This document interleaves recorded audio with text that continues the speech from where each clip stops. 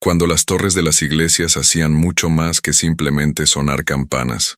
Observa cualquier ciudad europea o americana, construida antes de 1900, y notarás algo peculiar. Torres de iglesias, edificios municipales importantes, estructuras industriales, a menudo tienen varillas metálicas que se proyectan verticalmente desde sus tejados. La explicación convencional que ofrecen los guías turísticos es que son pararrayos instalados después del revolucionario descubrimiento de Benjamin Franklin en 1752. Pero cuando examinas cuidadosamente la documentación técnica detallada del período, las patentes oficiales archivadas y los relatos contemporáneos de ingenieros respetables, emerge un panorama históricamente más complejo y técnicamente más rico. Muchas de estas imponentes estructuras tenían un propósito adicional significativo, que fue gradualmente olvidado a medida que las tecnologías de generación eléctrica, basadas en combustión, se volvieron progresivamente dominantes a lo largo del siglo XX temprano. Entre aproximadamente 1840 y 1920, hubo una extensa experimentación sistemática con lo que se llamaba técnicamente electricidad atmosférica o electricidad terrestre. Esto no era pseudociencia marginal ni pensamiento mágico especulativo. Era ingeniería seria y metódica con rigurosas publicaciones en prestigiosas revistas científicas, patentes meticulosamente especificadas e instalaciones funcionales extensamente documentadas. La premisa básica era que existe un diferencial medible de potencial eléctrico entre la Tierra y la atmósfera superior. Este gradiente vertical es medible y completamente real. Incluso hoy con instrumentación moderna, el campo eléctrico atmosférico en condiciones climáticas despejadas típicas es aproximadamente de 100 a 150 voltios por metro de altitud vertical. A solo 10 metros de altura, la diferencia de potencial es significativamente más de 1000 voltios. Este campo varía sustancialmente con condiciones climáticas específicas, hora precisa del día, ubicación geográfica particular y actividad solar cíclica. Los competentes ingenieros victorianos estaban muy conscientes de esto a través de mediciones cuidadosas. La pregunta crucial era, ¿podía ser aprovechado prácticamente? Las patentes técnicas del período muestran diseños sofisticados y bien pensados para antenas atmosféricas, colectores basados en tierra y capacitores aéreos. Estos no eran conceptos vagos o abstractos. Eran dispositivos con especificaciones absolutamente precisas de materiales específicos, dimensiones exactas y procedimientos de instalación. Algunos fueron físicamente construidos y operados comercialmente durante años verificables. Los registros municipales oficiales de algunas ciudades europeas mencionan explícitamente sistemas de iluminación atmosférica en edificios públicos. Las revistas técnicas de las décadas de 1880 y 1890 ocasionalmente reportan sobre experimentos exitosos demostrados públicamente, y crucialmente para la investigación moderna, muchas estructuras físicas aún existen intactas hoy. Si te intriga la evidencia de que los ingenieros del siglo XIX experimentaron con el aprovechamiento de la electricidad atmosférica, usando sistemas que parcialmente aún existen en estructuras históricas, y quieres explorar documentación real, no especulación, muestra tu interés dando like a este video. Suscríbete a El Pasado Inexplicable para investigaciones basadas en evidencia física y documentación histórica verificable, no teorías sensacionalistas. Activa las notificaciones para no perderte análisis basados en hechos de tecnologías olvidadas. Cuando sabes qué buscar específicamente, puedes identificar componentes de sistemas atmosféricos incorporados directamente en la arquitectura histórica preservada. No todos los pararrayos eran solo protección. Algunos eran parte de sistemas de captura de rayos. Ciertas configuraciones de varillas, geometrías específicas de techos metálicos, la presencia de cables de cobre gruesos que descienden hasta el sótano, no tienen sentido para una simple protección, pero tienen perfecto sentido para capturar corriente directa de bajo amperaje, porque esta tecnología desapareció de la conciencia pública. No fue una conspiración dramática, sino una convergencia de factores prácticos. Los dínamos y generadores impulsados por vapor o agua Eran más confiables y predecibles. Producían corriente consistente independientemente del clima. Podían escalarse para una demanda creciente. Los sistemas atmosféricos eran suplementarios, no reemplazos completos. A medida que la electrificación se expandió rápidamente a principios del siglo XX, los enfoques estandarizados basados en combustible dominaron. El conocimiento sobre la captura atmosférica se volvió oscuro, preservado principalmente en archivos de patentes y publicaciones técnicas antiguas. Esta investigación examinará evidencia física específica que aún existe. Explorará cómo funcionaban los sistemas basándose en documentación del periodo.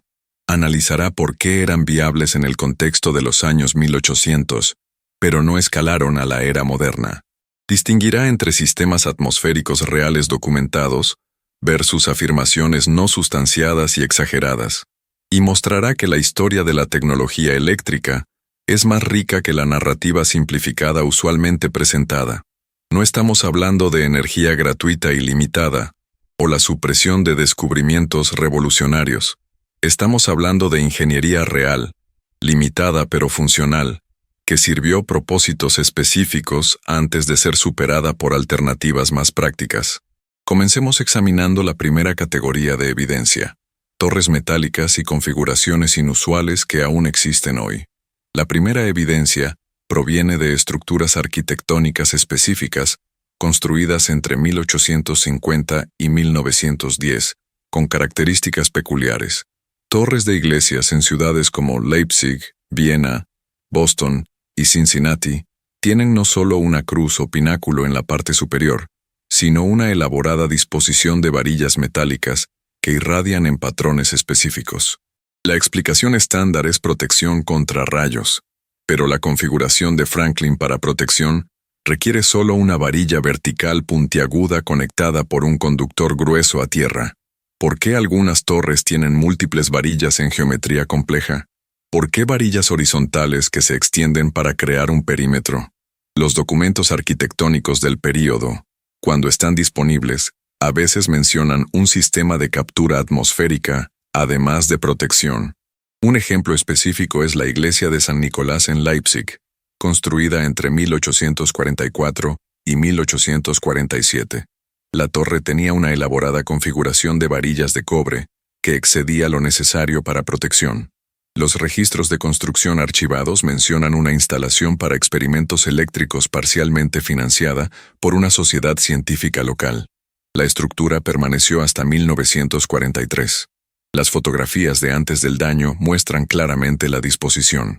El Ayuntamiento de Viena, construido entre 1872 y 1883, tiene un techo con una serie de cúpulas metálicas conectadas por una cuadrícula de conductores. Los planos arquitectónicos originales preservados muestran un sistema etiquetado como red de captura atmosférica para iluminación de emergencia. El sistema tenía capacitores en el sótano e instalación específica de lámparas. Los registros de mantenimiento de la década de 1890 mencionan el reemplazo de elementos de almacenamiento y la verificación del aislamiento de los colectores. El observatorio de Cincinnati, construido en 1873, tenía no solo un telescopio, sino una extensa instalación de cables aéreos montados en postes alrededor del edificio. Las publicaciones del observatorio de las décadas de 1870 y 1880 mencionan mediciones de potencial terrestre y experimentos con captura de corriente atmosférica. Las fotografías muestran una red de cables mucho más extensa de lo necesario para protección. Las fábricas también tenían instalaciones.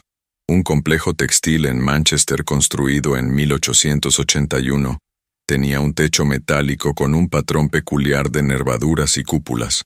Los dibujos técnicos preservados muestran conexiones al sistema de puesta a tierra y un banco de capacitores para estabilización de corriente atmosférica para iluminación suplementaria. Estas estructuras aún existen. Las torres permanecen. Las varillas metálicas a menudo todavía están presentes, aunque su función está olvidada. Cuando conoces la historia, puedes visitar los sitios y ver evidencia física directamente. Estas no son reconstrucciones o interpretaciones. Son instalaciones originales del siglo XIX. Las configuraciones tienen sentido técnico para recolección, no solo protección. Múltiples varillas aumentan el área de superficie para recolección. Las disposiciones horizontales crean capacitancia distribuida. Las conexiones a cables gruesos que descienden a sótanos donde se ubicaban bancos de capacitores corresponden a lo que se necesitaba para un sistema de recolección. Si valoras la investigación que examina archivos de patentes, publicaciones técnicas originales y estructuras físicas preservadas, apoya este canal dando like y suscribiéndote. Tu apoyo nos permite continuar trayéndote investigaciones serias sobre la historia de la tecnología. Ahora examinemos la segunda categoría de evidencia. Las patentes oficiales revelan especificaciones técnicas detalladas. Una segunda categoría de evidencia proviene de patentes registradas en oficinas de patentes de Estados Unidos, Reino Unido, Francia y Alemania, entre 1860 y 1920. Estos no son documentos oscuros o dudosos.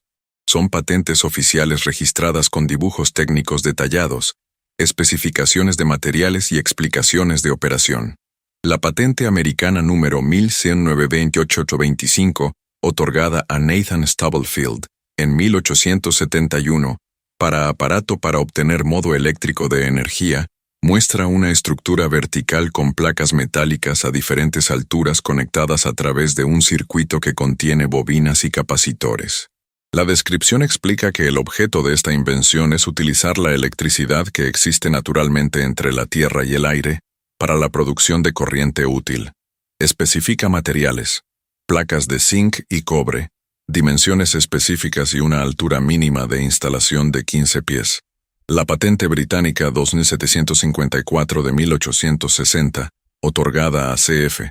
Varley, para mejoras en la utilización de electricidad atmosférica, describe un sistema usando un cable largo elevado por un globo cautivo conectado a tierra a través de un circuito que contiene capacitores y transformadores. Varley era un ingeniero respetado conocido por su trabajo en telegrafía submarina. No era un inventor marginal. La patente francesa 8291 de 1868, otorgada a Avión para sistema de captura de electricidad terrestre, muestra una red de conductores instalados en un techo, conectados a una serie de capacitores tipo jarra de Leyden del período en el sótano. La descripción menciona que el sistema proporciona corriente suficiente para iluminación de emergencia durante noches despejadas.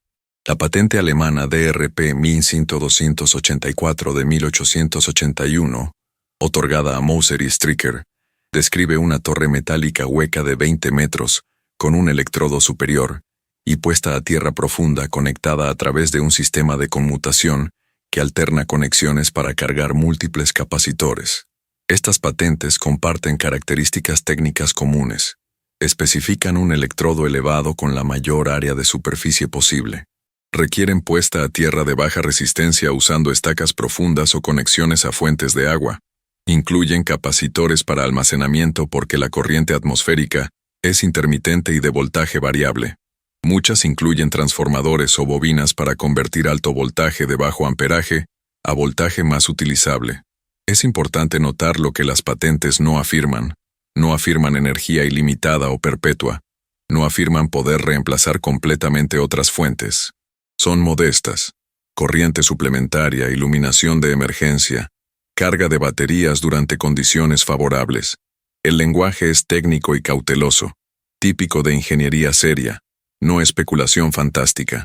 La patente de Stubblefield menciona corriente de 0.5 amperios a 50 voltios bajo condiciones atmosféricas favorables. Esto es aproximadamente 25 vatios.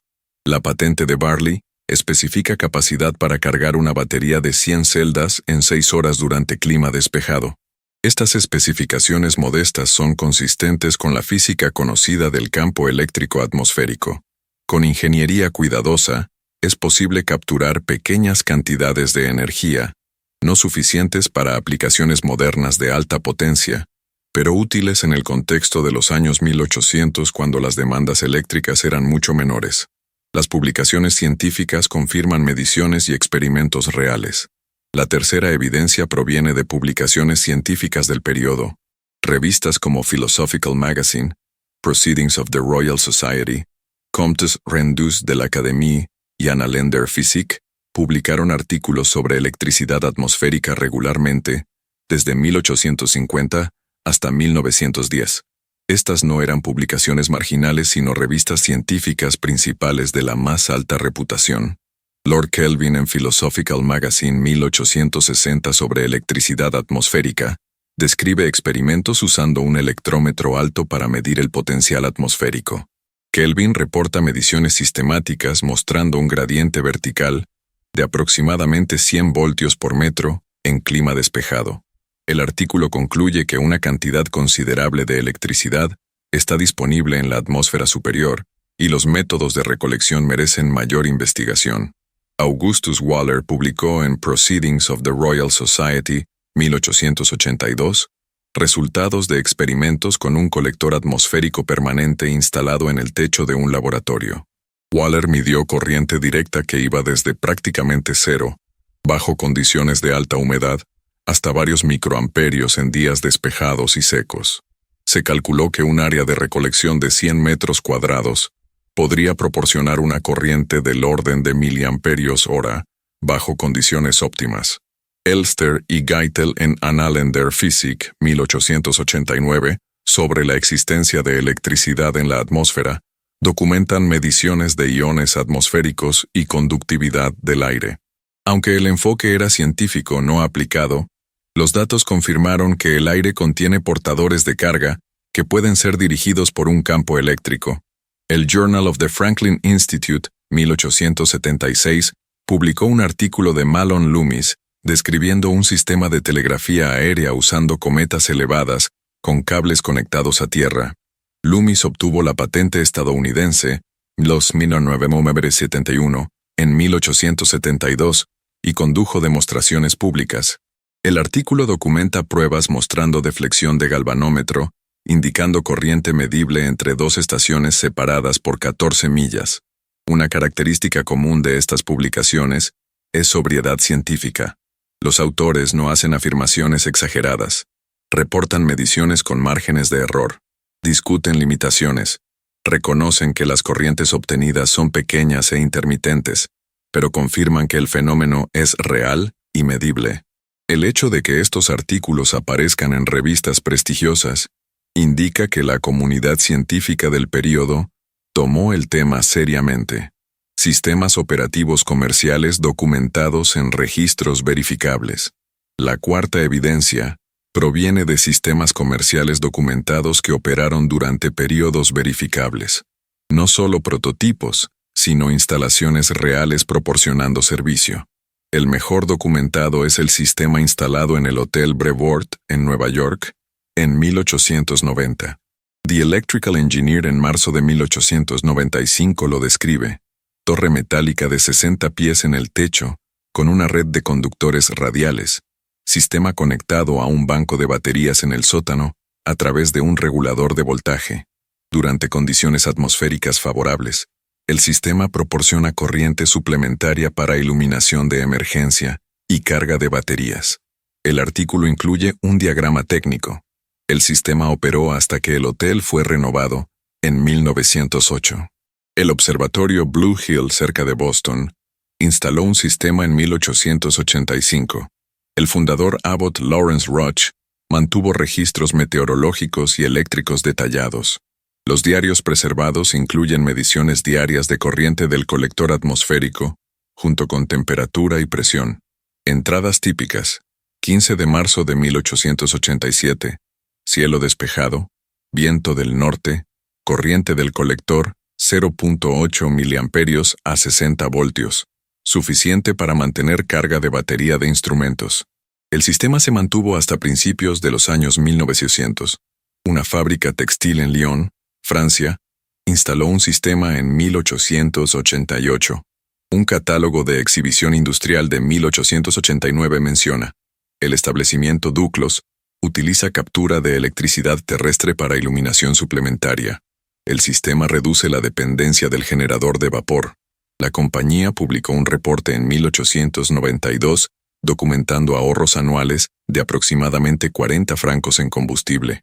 Un faro en Cornwall, Inglaterra, usó un sistema atmosférico como respaldo en la década de 1880. Los registros de Trinity House mencionan instalación de un colector aéreo para mantener baterías de emergencia en caso de falla del generador. El sistema permaneció hasta que el faro fue electrificado con conexión a la red en 1920.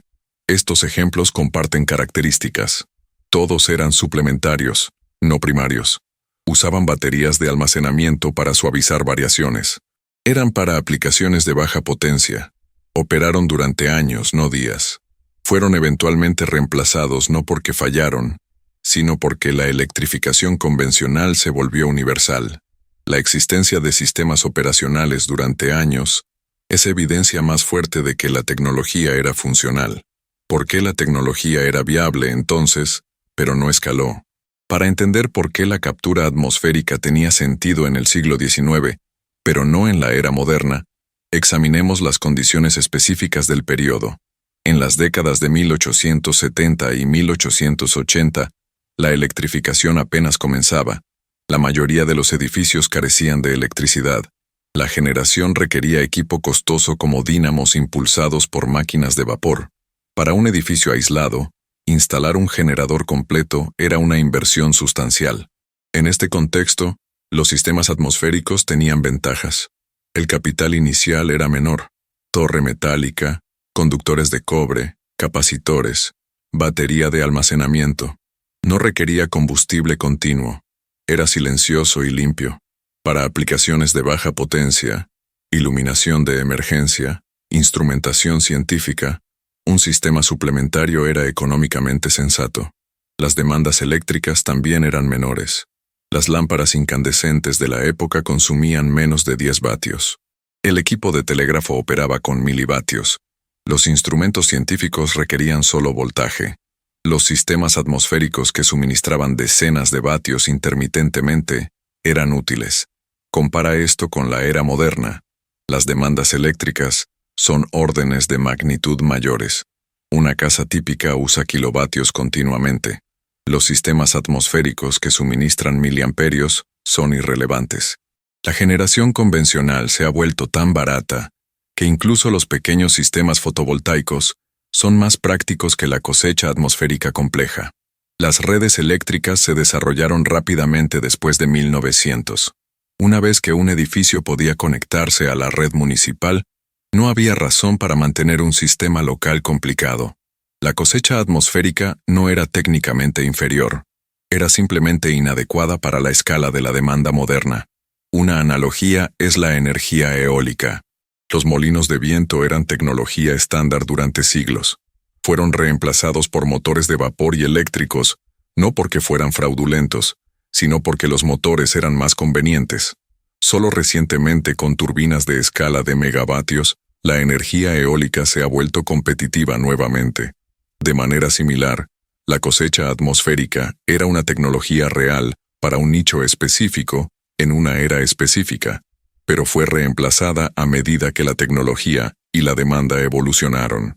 Si esta investigación basada en evidencia documental te está proporcionando una nueva perspectiva sobre la historia de la tecnología eléctrica, considera apoyar este contenido con un like.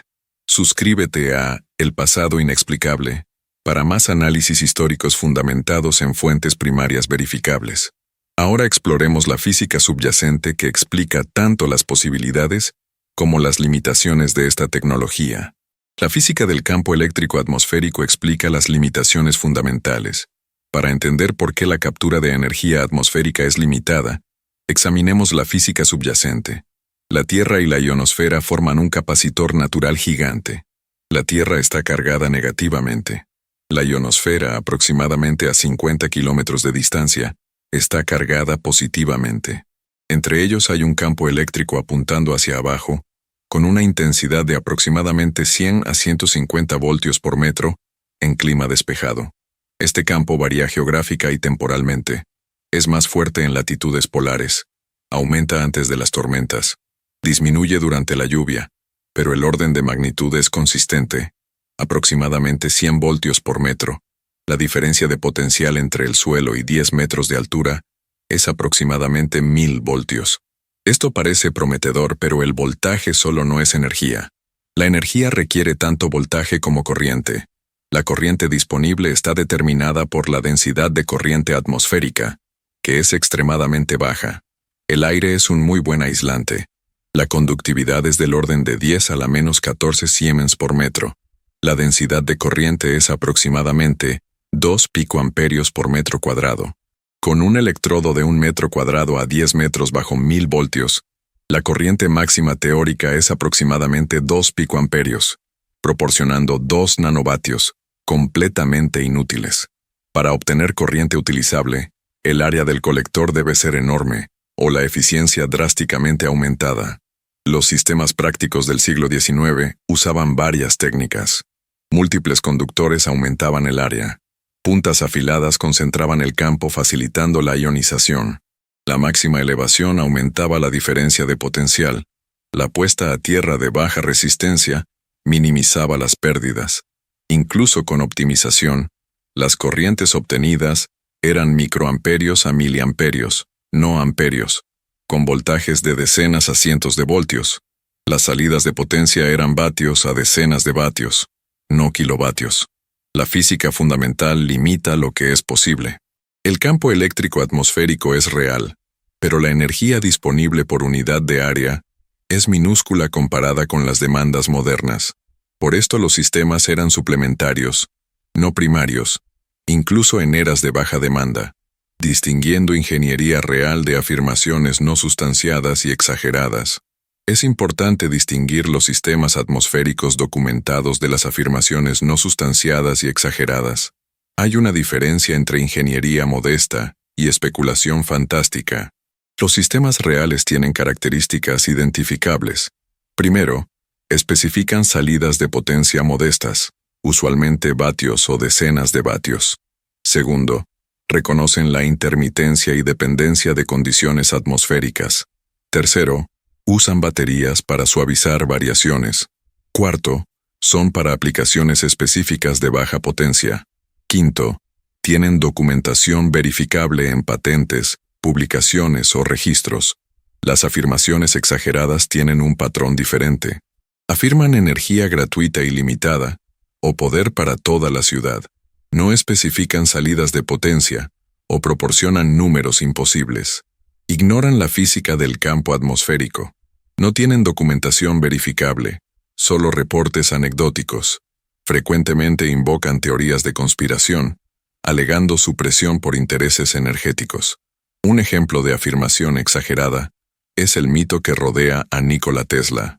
Tesla genuinamente experimentó con transmisión inalámbrica e investigó electricidad atmosférica, pero las afirmaciones de que construyó una torre que podría proporcionar energía gratuita ilimitada al mundo no están sustanciadas. Los documentos de Tesla muestran que la torre Wardenclyffe era para telegrafía, no generación de energía. Las cartas de Tesla discutiendo dificultades muestran que no tenía una solución funcional para energía ilimitada. Otro ejemplo es la afirmación de Thomas Henry Moray sobre generadores.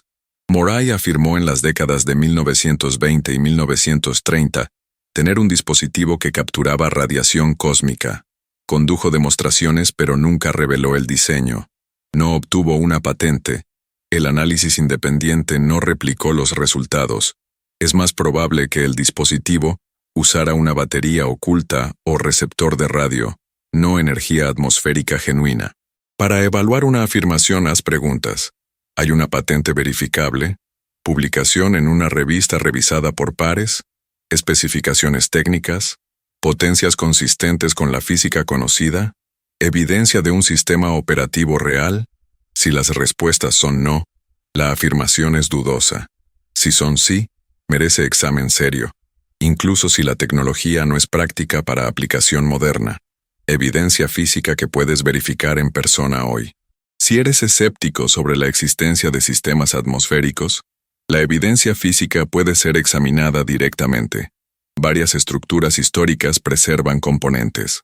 Comienza con torres de iglesias en ciudades europeas importantes, construidas entre 1850 y 1900.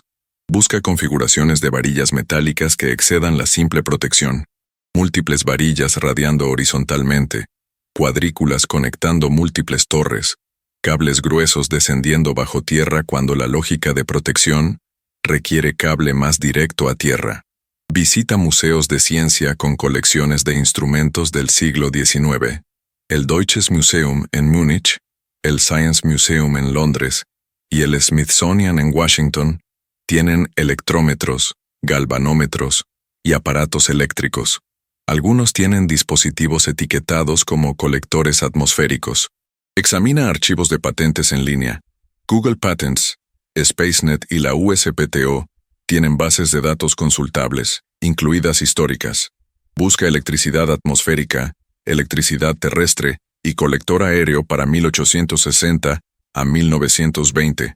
Encontrarás docenas de patentes con dibujos detallados. Consulta publicaciones científicas históricas digitalizadas. Google Books, Internet Archive y bibliotecas universitarias tienen revistas del siglo XIX. Los volúmenes de Philosophical Magazine de 1860 a 1900 están en línea. Para investigación en profundidad, visita archivos municipales de ciudades con edificios públicos históricos. Los planos arquitectónicos originales, a veces preservados, muestran detalles de instalaciones eléctricas. Los registros de mantenimiento pueden mencionar componentes de sistemas atmosféricos. La evidencia existe y es accesible. No está oculta ni suprimida. Requiere voluntad de buscar fuentes primarias. Al examinar documentos originales y estructuras físicas, queda claro que la captura atmosférica era una tecnología real practicada seriamente durante un periodo específico. Lecciones sobre cómo las tecnologías naturalmente emergen y desaparecen. La historia de la captura atmosférica ofrece lecciones sobre la evolución de la tecnología. Primero, las tecnologías pueden ser funcionales pero, aún así, ser reemplazadas. Los sistemas atmosféricos funcionaban, pero fueron reemplazados no porque fueran fraudulentos, sino porque las alternativas eran mejores. Segundo, el contexto importa. Una tecnología que tiene sentido en cierto tiempo bajo ciertas condiciones puede no tener sentido en un contexto diferente. Tercero, el olvido no implica supresión. La mayoría de las tecnologías que desaparecen se vuelven obsoletas y el conocimiento naturalmente se desvanece. Cuarto, la evidencia persiste. Las torres aún existen. Las patentes aún están archivadas. Las publicaciones aún están en bibliotecas. La historia puede ser recuperada a través de investigación. Quinto, distinguir entre ingeniería genuina modesta y afirmaciones exageradas es crucial. Sexto, las tecnologías marginales pueden contener ideas útiles. La investigación sobre física atmosférica continúa. Entender la propagación del campo eléctrico es relevante para comunicaciones, meteorología y ciencia climática. La historia sirve como advertencia contra dos tendencias. Una es descartar todo lo histórico como primitivo. La otra es romantizar tecnologías antiguas como superiores y suprimidas. La realidad es más matizada.